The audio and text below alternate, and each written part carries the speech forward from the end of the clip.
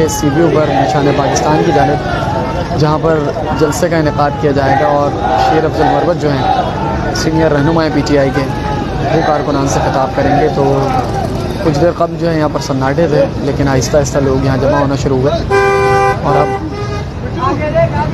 बड़ी तादाद तो नहीं कहेंगे, लेकिन एक माकूल तादाद जो है वो यहाँ पर जमा हो गई है और मुमकिन तौर पर अभी मज़ीद लोग भी यहाँ पर आने हैं।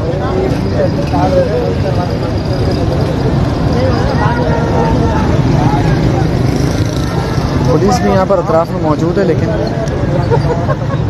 उनकी जानिब से कोई मुज़ाहमत जो है ऐसी यहाँ पर हमें देखने को नहीं मिली, तो शायद उनकी जानिब से कोई ऐसी सख्ती जो है वो ना की जाए फ़िलहाल, अनटिल और अनलेस के कोई सूरत हाल पैदा हो, कोई बदमज़गी हो।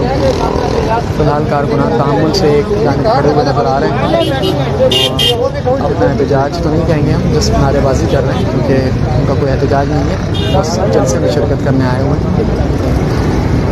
और क्या वो जलसा हो पाता है या नहीं, ये एक अहम सवाल है।